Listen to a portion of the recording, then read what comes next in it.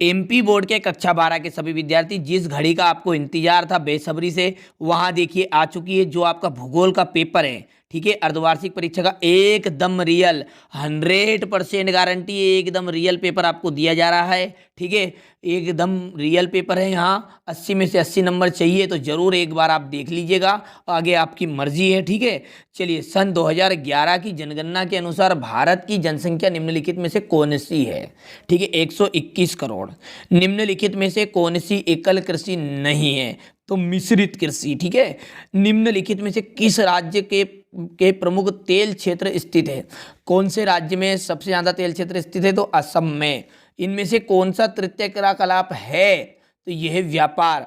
ठीक है, मानव भूगोल के जन्मदाता कहा जाता है, मतलब किनको कहा जाता है? तो रेट जेल है जिन्हें मानव भूगोल के जन्मदाता के नाम से जाना जाता है।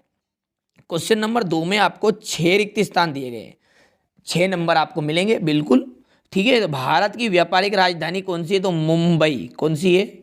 मुंबई। ठीक है, चलिए, मानव को पृथ्वी की उपज किसने बताया? तो कुसेपल ने बताया। किसने बताया था? कुसेपल ने। ठीक है, चलिए, विश्व में जनसंख्या दृष्टि से भारत का कौन सा स्थान है? तो दूसरा स्थान है। कितना? कौन सा?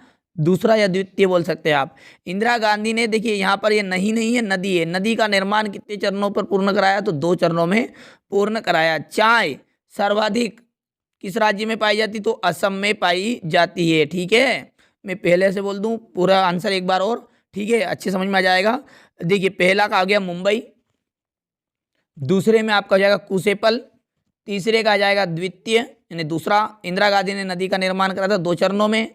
चाय का आपका जाएगा असम, और लास्ट वाला जो है इसका जाएगा संयुक्त राष्ट्र संघ।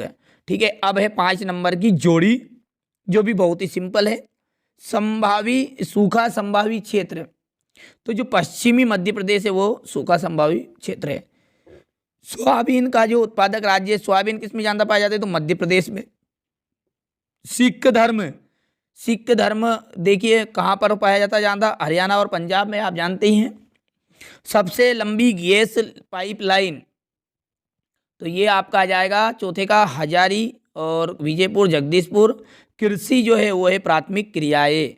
चलिए आगे बढ़ते हैं। क्वेश्चन नंबर जो 4 है वो क्या है वो देखते हैं। व्यवहारवादी भूगोल का संबंध किस विषय से है? ठीक है, व्यवहारवादी भूगोल का संबंध किस विषय से? तो मनोविज्ञान से।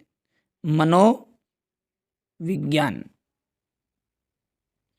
किस देश का वास्तविक धन क्या होता है? मतलब किसी भी देश का वास्तविक धन क्या है?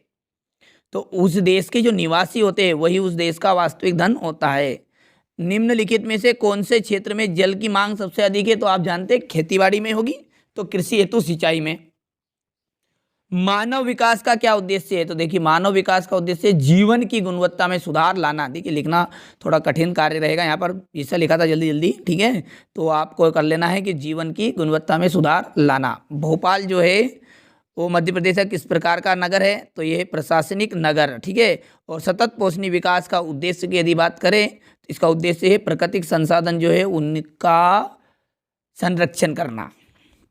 क्वेश्चन नंबर 5 में जैसा कि आप देख ही रहे हैं, सत्य सत्य है। पर्यावरण निश्चयवाद के अनुसार मानव जो है प्रकृति का दास है, एकदम राइट है। खनिज संसाधन संपूर्ण विश्व में समान रूप से वितरित है। देखिए, एक प्रश्न भी है आपका, याद आ जाए आपको तो, कि खनिज संसाधन संपूर्ण विश्व में असमान रूप से वितरित है, क्यों? समझाइए, इस पर टिप्पणी बताइए। तो असमान रूप से समान नहीं, कहीं पर ज़्यादा है तो कहीं पर कम है। 10 से 19 वर्ष की आयु के वर्गों को किशोर वर्ग कहा जाता है, एकदम राइट हो गया। अशोका को जापान का मैनचेस्टर कहते हैं, सत्य है। स्त्रियों का प्रवास अधिक नहीं होता। देखिए, प्रवास का मतलब क्या है? एक जगह से दूसरी जगह जाना।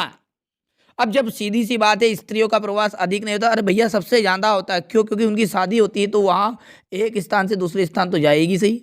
ठीक है, तो ये बात होगी आपकी असत्य। मरुस्थलों की विषम जलवायु मानव बसाव के लिए सुविधाजनक होती है, असत्य बात है। चलिए, इसके बाद क्वेश्चन नंबर 6 में आपका भौतिक तथा सांस्कृतिक पर्यावरण के 2 तत्व लिखिए। नव निश्चय बात क्या है? लिखिए। सहकारी कृषि किसे कहते हैं? ट्रक कृषि। देखिए, ट्रक कृषि क्या है?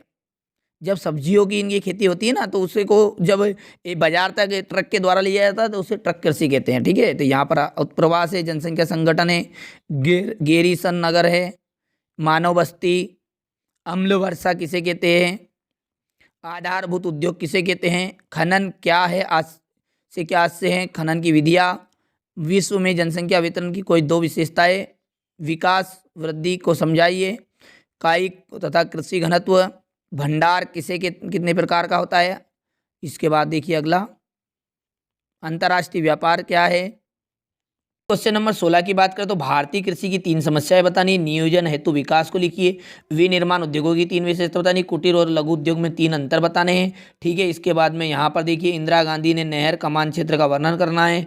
और क्वेश्चन नंबर 19 की यदि बात करें तो यहाँ पर मानचित्र में आपको दिए गए हैं। ठीक है, क्वेश्चन नंबर 20 भी आपका मानचित्र से लिया गया, लेकिन देखिए वार्षिक परीक्षा में केवल और केवल एक मानचित्र आपका दिया हुआ रहेगा। ठीक है, तो चैनल को सब्सक्राइब करिएगा, नोटिफिकेशन ऑन करके रखिएगा।